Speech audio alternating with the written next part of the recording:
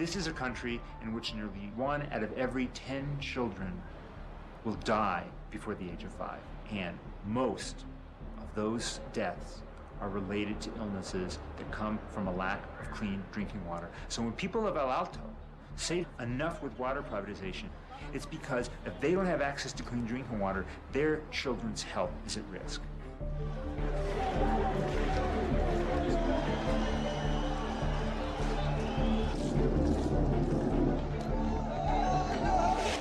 Why did Bolivia privatize the water systems of Cochabamba and El Alto? It's not like Bolivian citizens decided it was a good idea. Water privatization was absolutely forced on Bolivia by the World Bank. Sur les 100 000 produits chimiques commercialisés depuis la fin de la Seconde Guerre mondiale, seuls 900 ont été évalués par le cirque. Plus de la moitié fait partie du groupe 3, inclassable. Ah oui, ce n'est que le 15 mars 2011 qu'Arte a diffusé en France le film de Madame Robin, Notre poison quotidien, où il a été question de pesticides, d'aspartame et de plastique. Dans ce film, les conflits d'intérêts entre les industriels et les autorités sanitaires sont largement exposés. 5. Conflits d'intérêts. Nous vous demandons alors de prévoir des lois, ça c'est déjà fait mais bon, d'interdire et de pénaliser tout lien et conflit d'intérêts entre les lobbies et les autorités sanitaires, tout comme les scientifiques, toxicologues, cancérologues, nutritionnistes. On ne peut jamais faire confiance à une grosse société comme Monsanto pour nous dire la vérité sur un produit ou un problème de pollution. Jamais. On ne peut pas faire confiance à Monsanto, a dit Ken Cook.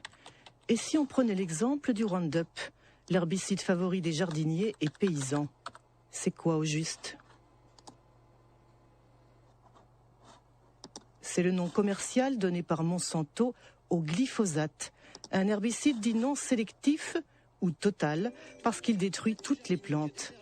Mis sur le marché en 1974, il a connu un succès fulgurant parce que Monsanto a toujours affirmé qu'il était biodégradable et bon pour l'environnement. Voici Roundup. Et aujourd'hui, on a perdu, je dirais, la phrase d'Hippocrate qui était célèbre, que l'alimentation soit ton remède. Julien. Ah ben oui, c'est la phrase il adore cette phrase, Julien. Oui. Alors, pour donner quelques clés justement aux téléspectateurs qui vous écoutent, une alimentation saine, bon on le voit hein, chaque mardi avec Julien qui nous donne des cours, comme ça j'allais pas dire des leçons, mais des indications pour s'alimenter mieux. Si vous deviez justement donner quelques conseils, quelques clés pour vous, c'est quoi une alimentation saine? Donc qu'est-ce qu'on évite absolument? Qu'est-ce qu'il faut pas manger? Qu'est-ce qu'il faut plus manger? Il faut boycotter les fast-foods. Il faut arrêter les sodas. Pourquoi les sodas? C'est l'emballage qui est dangereux aussi, l'aluminium dans lequel se trouvent les sodas. C'est une véritable saloperie. Tous les additifs. Il y a l'aspartame. L'aspartame est cancérigène. Il faut bien que les gens comprennent que l'aspartame est cancérigène. Une alarme sonne toutes les heures pour indiquer aux employés qu'ils doivent immédiatement se laver les mains. C'est l'heure d'aller se laver les mains. Malgré l'insistance de Nicolas, personne ne s'exécute. Un manquement qui, selon lui, est monnaie courante dans ce restaurant. Il sert à quoi le timer, le lavage des mains, si personne ne le fait? C'est quoi?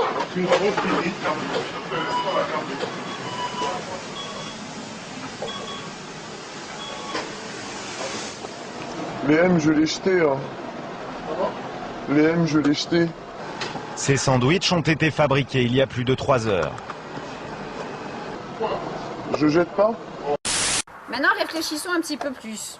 Qu'est-ce qu'il y a dans les bonbons mous qui sont, par exemple, comme ça ou comme ça? Ça, c'est très très mou. Là, nous avons ici un requin. C'est quoi qui rend le bonbon mou, les enfants? C'est quoi l'ingrédient secret? De la gélatine de porc.